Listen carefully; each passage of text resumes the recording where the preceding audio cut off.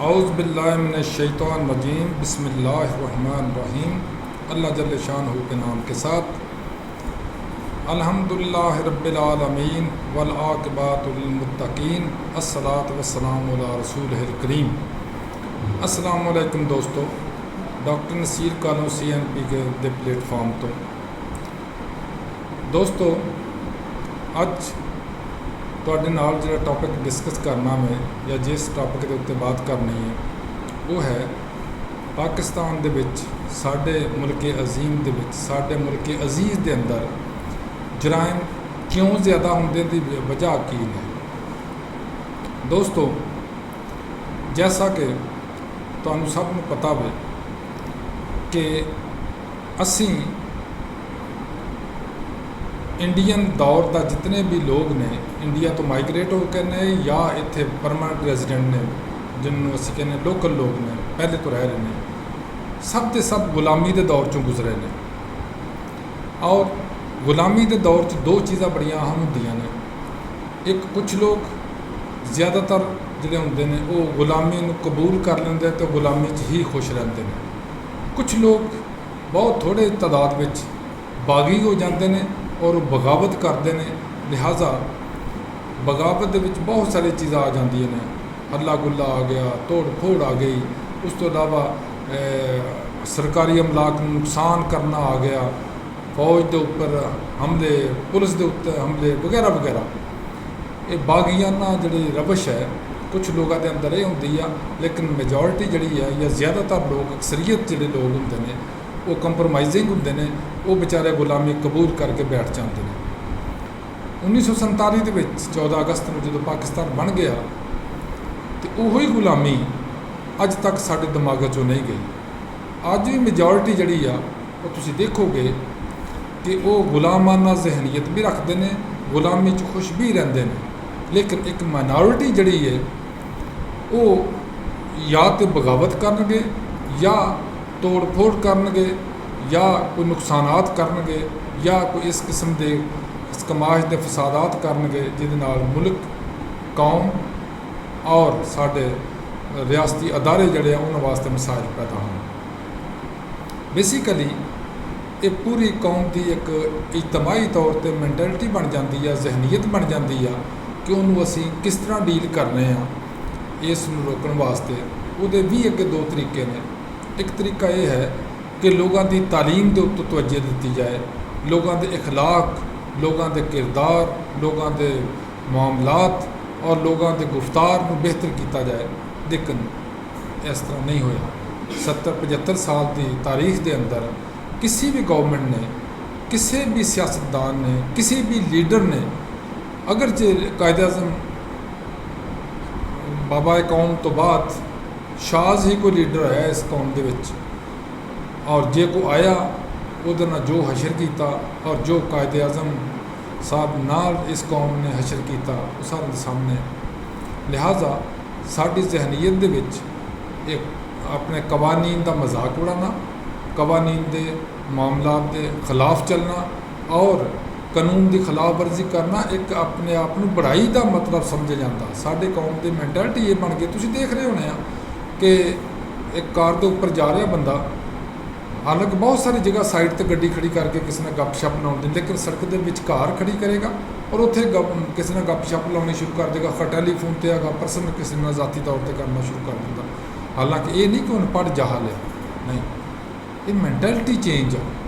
वो जहनीयत जी वही आ या गुलाम बनना तो या मुजरम बनना। ये वजूहात जी असी मैं दस दी वो हुंदा की है। ये तुसीं देखोगे एक होर बड़ी अहम वजह जी आ रही है वो गुरबत आ। कुछ लोग गुरबत के हथों तंग हो के रोटी नहीं लभदी, रिज़्क की तंगी है, मामला ठीक नहीं चलते तो वो जराइम की तरफ चले जाते हैं। क्यों?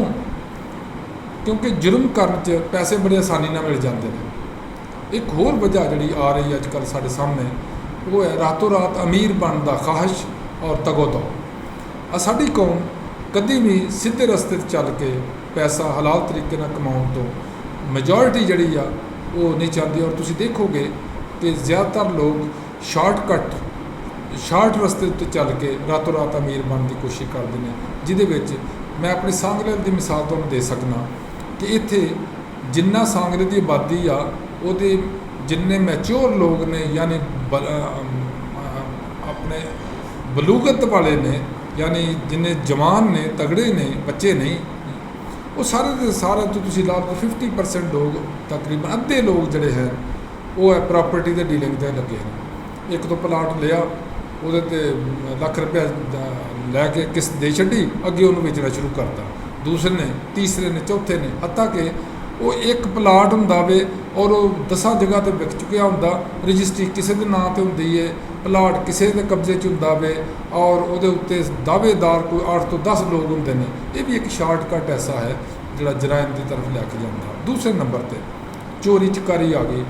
गुरबत की वजह तो भी कुछ लोग चोरी करते हैं लेकिन कुछ लोग शौकिया चोरियां और डकैतियाँ करते हैं। क्यों? उसके पीछे भी एक बहुत बड़ी वजह है। साढ़े लोग एक जहनीयत ऐसी रखते हैं कि वो शरीफ आदमी इज्जत नहीं करनगे लेकिन छित्र वाले की बड़ी इज्जत करनगे। तुसीं आम तौर पर मिसाल लै लो कि जिहड़ा कंन टुट्टा इत्थे होएगा तुहाडे इलाके च उन्होंने सारे झुक के सलाम करनगे। क्यों? वो शर तो डरनगे। हालांकि हज़रत अली करमुल्ला वजह का एक फरमान है कि जिहड़ा बंदा तुहाडी इज्जत तुहाडे शर तो डरदे होया करदा ते तुहाडे वास्ते बख्शिश की कोई राह नज़र नहीं आती। यानी वो तुहाडे वास्ते बहुत बुरा एक फेल आ कि तुहाडे तो लोग डरदे होए तुहाडी इज्जत तो एहतराम करन। तुसीं हुण देख लोगे तो जिड्डा लुच्चा ओडा उच्चा। यानी जिन्ना क्रिमिनल माइंडेड बंदा होएगा वो जनाब पैसे च भी अगे होएगा, चिदराहट च भी अगे होएगा, छित्रमार च भी अगे होएगा और हुकूमती लैवल पर भी अगे होएगा। इस चंद चीज़ों ने मिल मिलाप करके इन्हां दे मिलण की वजह तो साडे मुल्क का साडी कौम का साडे अदारियां का बेड़ा गर्क कर छड्डिया। और यही वजह कि साडे ना किसी बड़े का इज्जत एहतराम है, ना किसी साडे कानून का इज्जत एहतराम है और ना ही साडा कानून के उत्ते चलण का कोई तरीक़ेकार है। मेरा ख्याल है सब लोगों को समझ आ गई होगी कि वजूहात की ने क्राइम्स की जराइम की और जो इत्थे बदमाशियां हो रही हैं। लेकिन इस दे बरअक्स जिहड़ियां कौमां अपने इखलाक नूं ठीक कर लैंदियां ने, जिहड़ियां कौमां अपने किरदार नूं ठीक कर लैंदियां ने, जिहड़ियां कौमां अपने औकात नूं ठीक कर लैंदियां ने, उन्हां विच जराइम बहुत कम हुंदे ने। तुसीं देखोगे यूरोप जिहड़ा सानूं बड़ी तालीम दिंदा कि वो बड़े पढ़े लिखे और बहुत अगे ने लेकिन उन्हां च भी जराइम है ने। एक मुल्क की मैं तुहानूं गल सुना दिंदा, वो जापान है। जापान जो बच्चा पैदा होंदा उन्होंने स्कूल च सिर्फ ਉਹਦੇ किरदार की डिवेलपमेंट के उत्ते या किरदार साजी के उत्ते सारा 3-4 साल तक तालीम दी जाती है। कोई किताबा नहीं है। साढ़े जमदे बच्चे के उपर एडा वड्डा बैग भर के किताबों का लद देंगे ने, वो बेचारा ना पढ़ जोगा ना सीखण जोगा और ना उस पर अमल कर जोगा। लेकिन जापान च है कि पहले 3 साल ट्रैफिक के कानून की ने, अखलाकियात की ने, तुसें वड्डियां नूं कैसे डील करना, तुसें अपने छोटियां नाल किस तरह पेश आना, अपने माँ बाप का इज्जत एहतराम किस तरह करना, अपने हमसायां दे इज्जत एहतराम करना, स्कूल दे विच तुहां इज्जत एहतराम अपने क्लास फैल में किस तरह करना, अपने उसातज़ा का अदब एहतराम किस तरह करना। बेसिकली ये सारी चीज़ां यही सिखाई जाते बच्चों को।